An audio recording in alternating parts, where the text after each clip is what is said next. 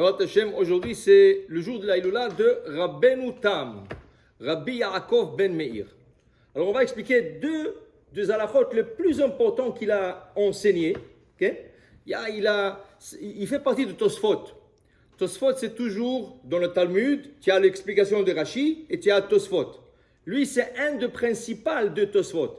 Il y avait 400 Baalei Tosfot, 400. Ça veut dire que ses neveux, ses cousins, tout ça, c'est des enfants de Rashi, les petits-enfants de Rashi. Okay? Mais lui, il était un des principaux. Alors, on va mentionner aujourd'hui, on va expliquer aujourd'hui deux halachot principales qu'il a dit et qu'on essaye de respecter. Okay? Lui, il faut comprendre, lui, il était habité en France, okay? Et il faisait partie du côté Ashkenaz. Mais ce n'est pas parce qu'il est Ashkenaz, on ne le suit pas. Ce n'est pas la question. La majorité de ces décrets dans le Shulchan Aruch, c'est des décrets Ashkenaz que le Rama se basait. Okay? Mais il y a des choses que le Séfarad aussi suivent. Et là, on va parler aujourd'hui de deux principales. La première halakha qu'il a dit, ça veut dire qu'il a enseigné le tefillin. Comment doit-on placer le parashiot dans le tefillin? Alors voilà, vous savez que nous avons tefillin shel yad, tefillin shel rosh. Dans la main, okay? Dans la main, les tefillin sont écrits sur un morceau de claf. Okay? Un claf, un morceau. Okay? C'est écrit comme ça. Et c'est écrit sur 7 lignes. 7 lignes. Il y a 4 parachutes dedans. 4. Première paracha, Vayomer Adonai Moshe Mo, Kadesh li kol bechor, Peter kol rechem, bevnei Israël, badam babima liu. Toute la paracha. Ensuite, Vaya kieviacha, qui est la suite. Qui est la suite de cette paracha. 2 parachutes déjà. Troisième, Shema Israël, Adonai Elohim Adonai Echad, jusqu'à Ve'avta et Adonai Elecha, Uvish'arecha. Et la quatrième, Vaya im shamoa tishmoni mitzvotai shenochi mitzaveh etchem hayom, là, au complet. Alors, c'est 4 parachutes. Dans la main, ils sont écrits sur un claf, un morceau. Après, le sofer, il prend ce morceau, il le roule, il l'attache avec un guide. Guide, c'est un fil fait de la queue de la vache. Ok? Guide, on appelle ça guide. Ok? Il roule ça et il prend le boîtier de la main, il ouvre et il le place dedans. Il ferme, il fait 12 coutures autour. Le tefillin carré, ça c'est le tefillin de la main. Tefillin shel rosh. Tefillin shel rosh. 4 compartiments. Donc, vous allez voir sur le roche, vous allez voir 4 lignes. Sur celle de la tête, vous avez 4 lignes. Ces 4 lignes représentent à l'intérieur 4 compartiments séparés. Donc, on va commencer à placer le tefillin, le parashiot, mais séparément. Alors, on place Kadesh Likol Bechor, seul. Vaya Keviacha, seul. Shema Israël, seul. Vaya Im Shamot Ishmu, seul. Donc, ils rentrent chacun dans un compartiment. Tout ça se filme chez Roche. Ils rentrent dedans un par un. Alors, il faut qu'il attache le sofer un par un. Alors, Kadesh Likol Bechor, il le roule, il l'attache avec le guide. 2, Vaya Kishaviacha, il le roule, attache. Ainsi, chacun, il le roule. Une fois qu'on rentre, il fait les coutures. Ça, c'était le film Georges. Maintenant, il y avait une grande discussion entre Rashi et son petit-fils, le fils de sa fille. Le fils de sa fille. Rashi, il avait 3 filles. Le fils de sa fille, son petit-fils. Rashi dit, quel est l'ordre de placement de parashiot? Donc, Rashi dit comme ça. Kadesh likol bechor. Kadesh Likol Bechor. On commence de gauche à droite. De gauche à droite. Kadesh Likol Bechor. Vaya Keviacha. Ensuite Shema. Ensuite Vaya Im Shamoa Tishmeu. Ok? Im Shamoa Tishmeu. Vient son petit-fils, il dit non. C'est pas comme ça. Kadesh Likol Bechor. Oui. Vaya Keviacha. Oui. Mais Vehaya doit être à côté de Vehaya. Quel est le 4e paracha que son grand-père dit? Vaya im shamoa tishmeu. Le 2 havayot, le 2 vehaya doivent être collés. Donc l'ordre, Kadesh Likol Bechor, Vaya Keviacha, Vaya Im Shamoa, Shema à l'extrême. Donc c'est les deux derrière. C'est ça. Alors, la question, comment placer le Vaya? Est-ce que je le place au quatrième ou je le place au troisième? Dans le tfilim, vous pouvez voir la différence. Comment? Dans le tfilim chez le roche, dans celle de la tête, le tfilim chez le roche, okay, il y a le Vehaya im Shamu atishmu le mitzvotai. Il y a des fils, des guides qui sortent, des fils qui sortent. De la tête, il y a des fils. Chez Rashi, ça sort à l'extrême, parce que Vaya est à la fin. Chez Rabbeinu Tam, ça sort au milieu, parce que Vaya c'est au milieu. C'est avant Shema, alors il est au milieu. C'est comme ça qu'on distingue entre le film de Rashi et le film de Rabbeinu Tam. Ok? Vient Rabbeinu Tam, il dit à son grand-père, si tu continues à mettre le tefillim comme tu dis, tu n'as jamais posé de tefillim de ta vie. Et le grand-père Rachid dit à son petit-fils, et si toi tu insistes de mettre le tefillim comme tu dis, tu n'as jamais posé de tefillim de ta vie. Ça veut dire que chacun dit à l'autre, tu n'as jamais fait la mitzvah de tefillim. Parce que chacun s'est fait une tefillim comme il pensait. Alors, il clashait dans ça, mais ça c'est le Shem Shamaim. Ça c'est Machloket le Shem Shamaim. Qui a raison? Qui a raison? Maintenant, attention. De la même manière qu'on dit dans la tête, c'est la main, la même chose. Ce qu'on dit pour la tête, c'est la même chose. Alors, quand on écrit sur un clave, alors Rashi va écrire Kadesh Likol Bechor, Vayam Kiaviacha, Shema, Vayakim Shamoa Tishmu. Rabbeinu Tam va écrire non. Kadesh Likol Bechor, Vaya Kiaviacha, Vayam Shamoa Tishmu, Shema à la fin. La même chose que de la tête, la même chose de la main. Qui a raison? Donc, là-dessus, il y avait des livres et des livres qui ont été écrits. Qu'est-ce qu'on fait? Tout le monde met, la majorité du monde met Rashi. On va expliquer pourquoi. Alors, voilà. Intéressamment, Rabbi Yosef Messas, okay? Il a un livre qui s'appelle Ma'im Chaim. Il dit une seconde. À l'époque de Moshe Rabbeinu, qu'est-ce qu'ils ont fait? Qui nous a donné la Torah? Hachem a donné à travers de Moshe Rabbeinu. Mais à l'époque de Moshe, qu'est-ce qu'ils ont fait? Okay? Regardez qu'est-ce qu'il dit. Quelque chose de très intéressant. Shema, où il se trouve? Shema Israël, Adonai, non Adonai Echad. Quel livre? Bereshit, Shemot, Vaikra, Bamidbar ou Devarim? Devarim. Vayim Shamoa, où il se trouve? Devarim. Une seconde. Le livre de Devarim a été écrit à la 40e année, à la fin. Alors il vient avec une idée. Il a dit qu'à l'époque de Moshe Rabbeinu, on ne mettait pas de tefillin. Parce que les deux parachutes à la fin n'ont pas existé. Comment tu peux les écrire? Ils n'ont pas existé. Dieu les a dictés à Moïse à la 40e année. Donc c'était impossible d'écrire le tefillin. Alors il dit, il pratiquait oralement le tefillin.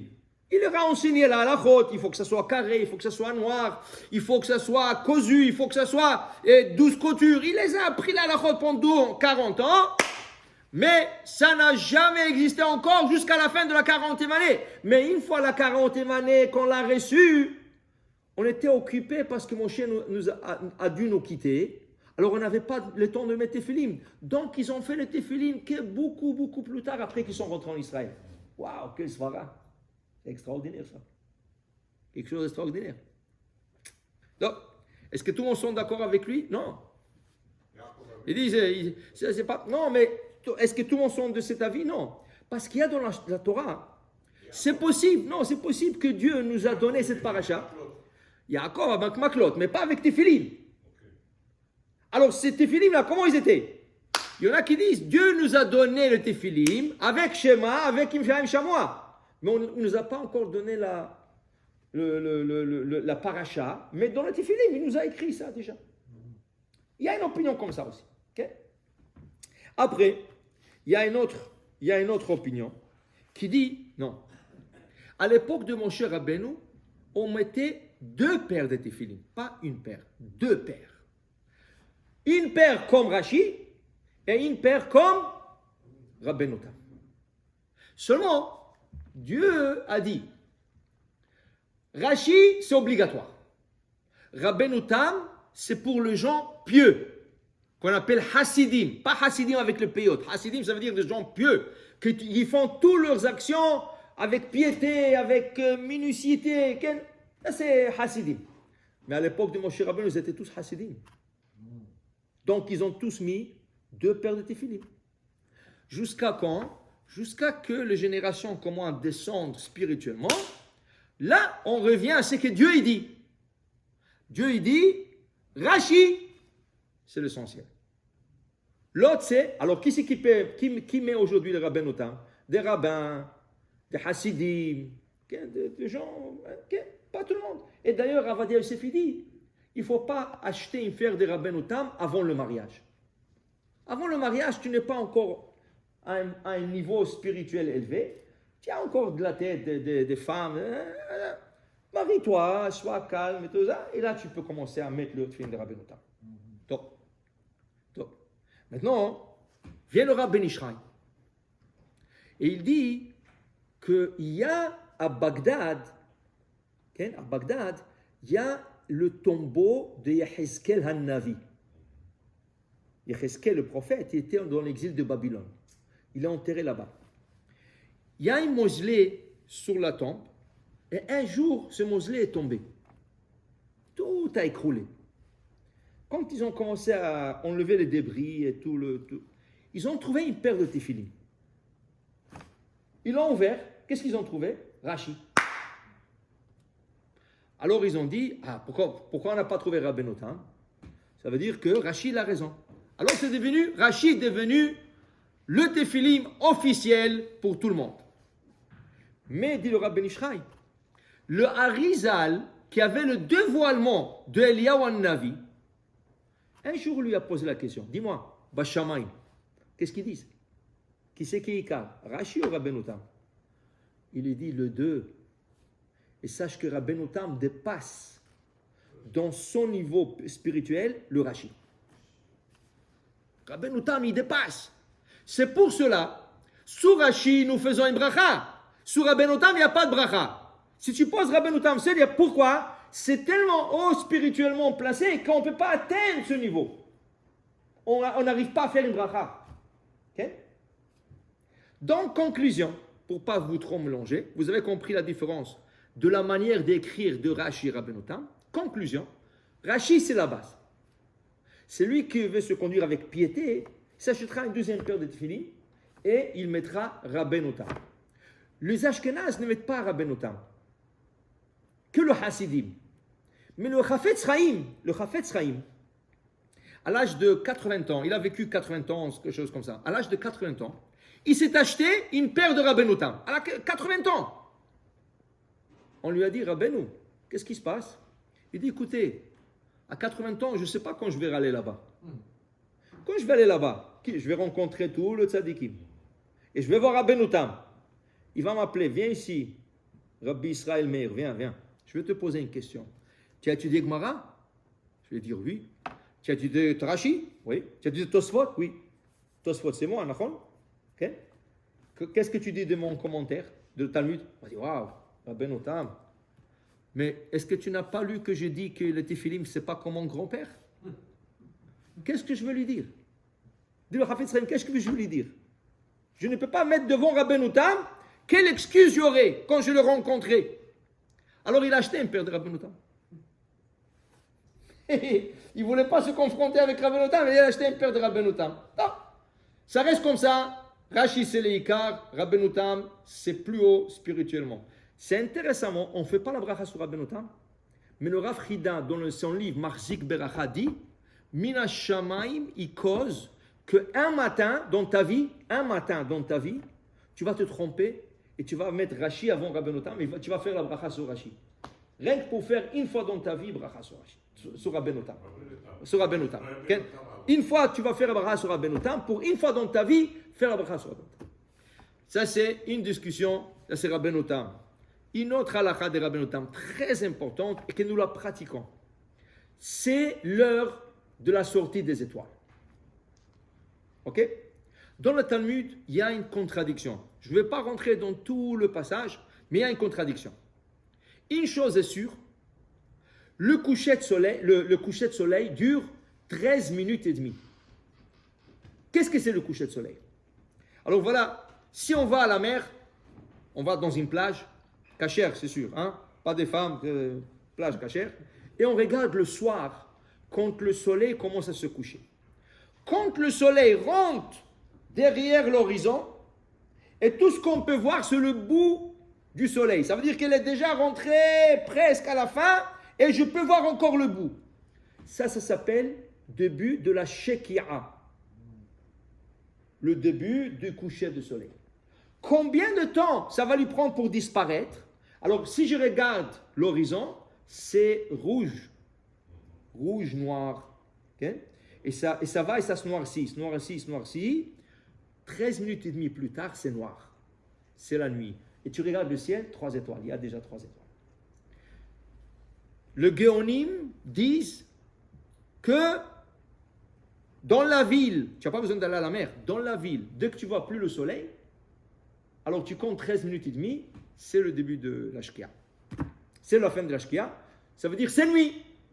Et tout ce que tu as besoin de faire la nuit, tu le fais 13 minutes et demie plus tard. Arvit, qui douche, tout ce que tu as besoin de faire. Rabbeinu t'avait dit non.